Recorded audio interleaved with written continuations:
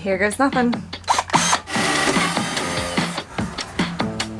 Second DIY project of the day, keyless entry to the RV. Chances are somebody else in your RV park definitely has the same key as you. Sketchy. Yeah. I'm about to put Brittany on the spot here. She is the Roanoke expert. Tell me about moonshine, Brittany. So, I grew up in Fun fact, Yeah. I got stuck. I got stranded for a hot second.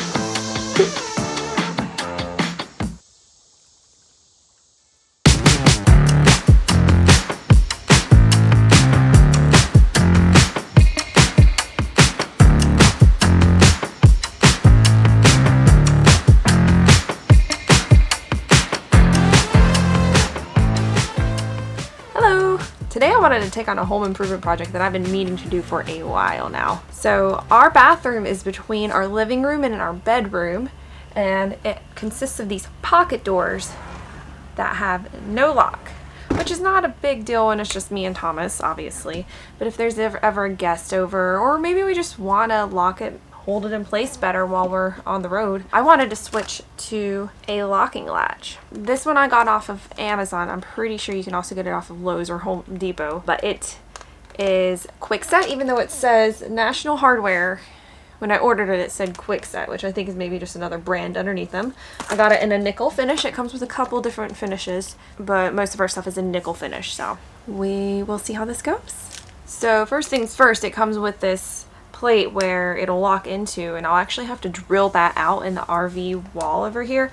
This might be the most invasive thing I've done to the RV on purpose. Yeah, minus the installation of the TV mount in the bedroom, which I guess I will link here, even though I still hate people saying that.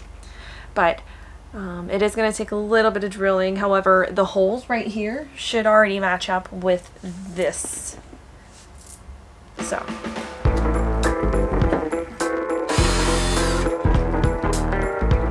looks like I might actually have to drill this hole out a little bit. Yeah.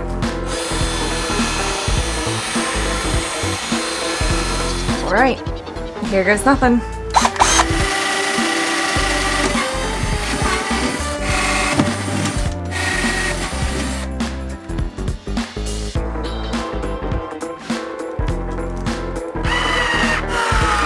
There's two sides. One with the little unlock thing that you use with the screwdriver, and then the regular side, which obviously will go on the inside of the bathroom door.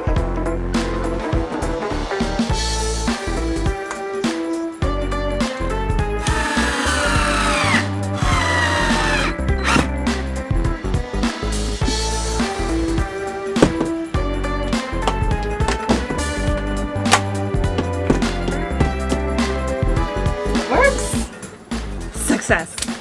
Second DIY project of the day, keyless entry to the RV. Comes highly recommended by other people. They say it's one of the best gadgets they've gotten for their RV. So it claims to be able to be installed within 10 minutes, but we'll see. Watch your RV door in the open position. Remove the 4 screws from the back and just the handle.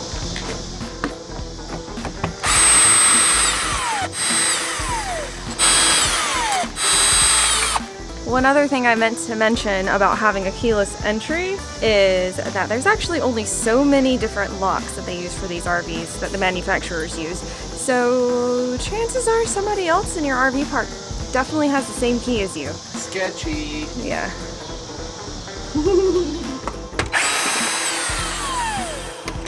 This should be the easiest part, but there we go.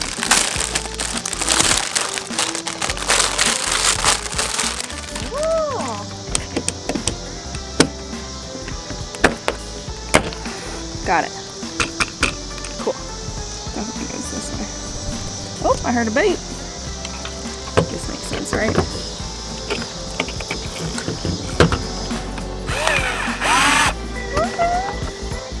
I see you.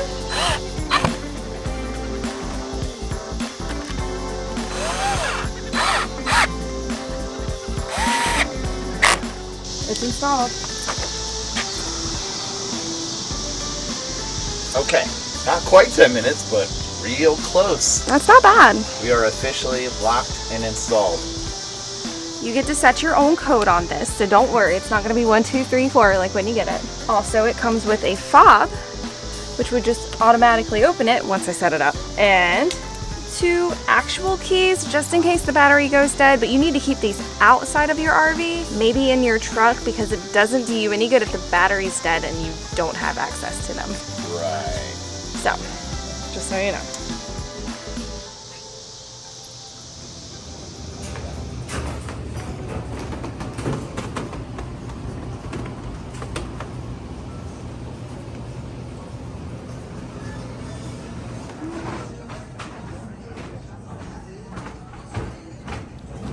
So today's laundry day, and as many of you know, one of the downsides of living in an RV for most people is that you don't have a washer and dryer in there. Now there are washer and dryers that you can put in an RV, but we don't have that. So we had to go to a laundromat. I'm actually going to one that was suggested to me by our friend Brittany. On one side it has a coffee shop, on the other side it has a little wine shop, so you know I like that style. It's in a little area called Grandin Village within Roanoke. It's very cute. So I thought I'd check out the area. I already checked out Little Green Hive, which is the coffee shop. I also got me a little acai bowl. They have kombucha on tap, which I was actually craving kombucha today, so that's perfect. Now I'm just exploring a little more. I think about going to one of these little consignment shops or something, so we'll check it out.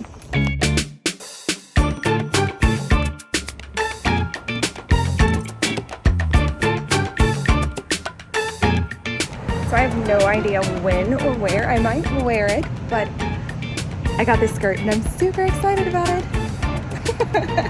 On to the next one.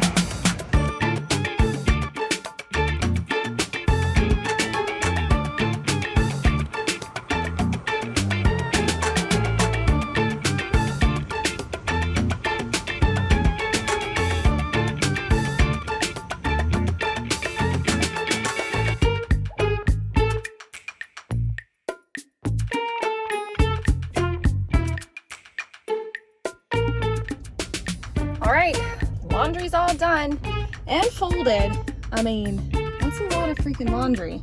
I'm almost a little sad because I enjoyed exploring this little Grandin area, but you know, we always got to do laundry, so I'm sure I'll be back.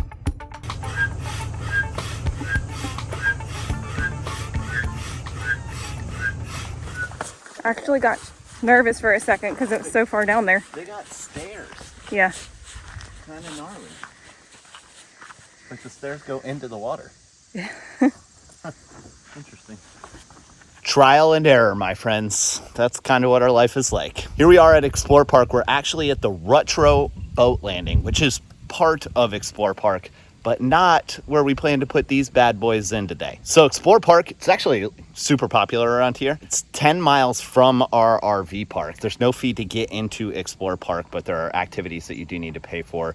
They do have a company that rents mountain bikes, kayaks, paddle boards, Tubing. all that stuff. They'll drive you down, they'll pick you up. So they do have that service. We are not doing that today. We are solo. It is Labor Day weekend and Victoria has to work on Labor Day. So we figure we celebrate the day before.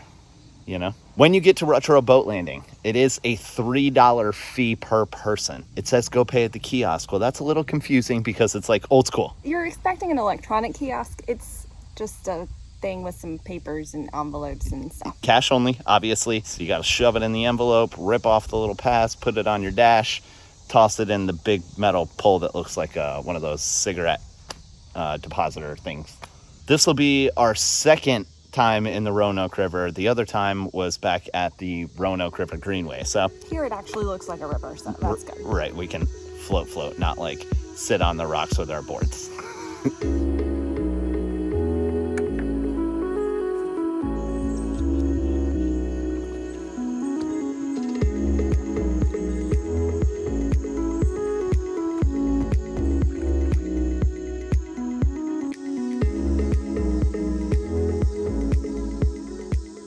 You're cruising over there. I know, right? Is that a stork? Is that where babies come from?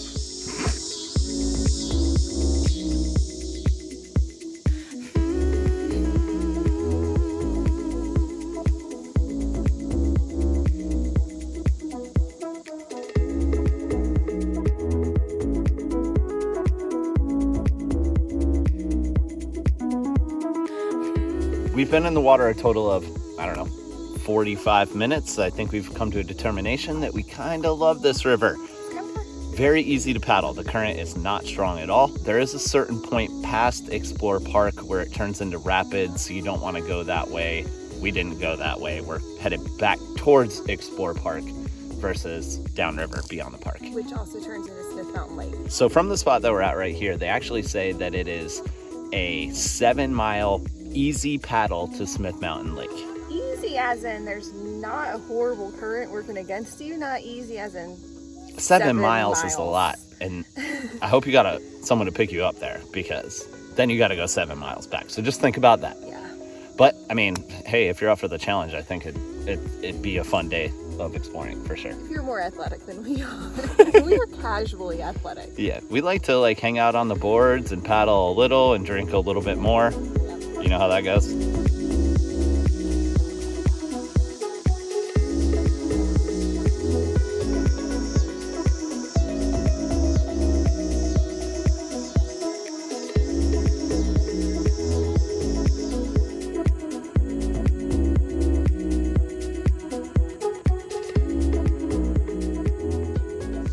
Just a little heads up, if you are going to come into this Roanoke River right here at Explore Park, there is no sandy riverbed. It's straight rock, so you might get racked up on one every once in a while, so just be a little careful of that. Yeah, it's happened a couple times. I got stuck. I got stranded for a hot second.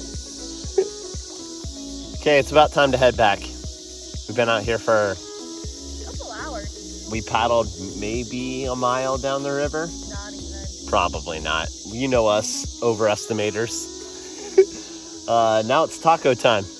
I don't know where we're getting tacos from. But it's gonna happen. Taco time. Happy wife, happy life. We are on our way to go meet Brittany, who unfortunately we were supposed to go out to dinner with last night, but while we were on the river at Explore Park, we had 0 cell phone reception. Yeah. So keep that in mind if you're out there. Like, we couldn't play None. music. We only could play what we had downloaded to our phones. So you might want to download something. Hey, you want to press this button right here and show the folks your fancy new lock? Wait, can you hear it? Probably not. It's really quiet. Did you do it? Yeah. Do it again. It's pretty quiet, but it's locked. Didn't have to touch nothing. I opened the door from the truck the other day for Victoria. How nice of them.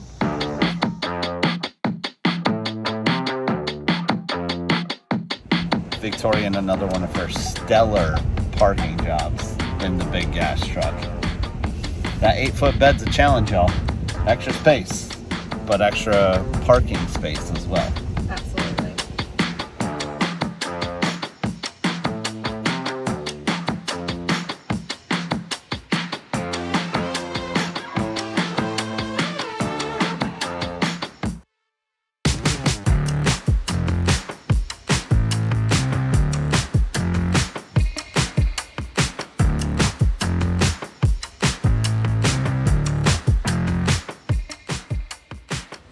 Tell me about moonshine, Brittany. So I grew up in Fun Franklin- fact. Yeah, really fun fact. I grew up in Franklin County, Virginia. It's just give or take like 45 minutes south of here. And it is the moonshine capital of the United States. That white lightning. That white lightning, yes. I'm not going to name names, but a lot of people in my family has, and they still perhaps do make moonshine. Uh-oh. Kind of fun story. When my mother had just had me, you know, I was a baby. Back in the day, you would mix moonshine and lemon and honey and, you know, whatever, kind of like with whiskey, but to make yourself feel better if you're sick. My mother was very young at this point, and she was breastfeeding me, but she kept drinking that moonshine to make her feel better. Well- And then she's like, "Why is Brittany sleeping so much?" And that was my first taste of moonshine. I was a little baby. Okay, so I'm about to put Brittany on the spot here. She is the Roanoke expert. Grew up around this area. This is her city. So if you were to tell the people 3 things, I'm sorry I'm putting you on the spot, It's okay. I'm okay with this. why they should come here, go. What would they be? First thing is the mountains. You're right here on the Blue Ridge Parkway. I mean, you can get on the parkway within like 10 minutes or less. So if you like being outdoors, if you like the cooler weather, if you love the scenery in the fall, if you love hiking, that's definitely a reason. That's why we're here. Yeah, it's very outdoorsy. Besides you. Besides you. Thank you. I did talk them into coming here. Yeah, I know. You were in our wedding, so we want to come see you. Right. Let's see here. The second thing is I love how friendly everybody is here. You know, like living in bigger cities, sometimes people aren't That's quite true. as nice. Yeah. So Roanoke, even though, you know, it's a small city, it was like the big city to me when I grew up.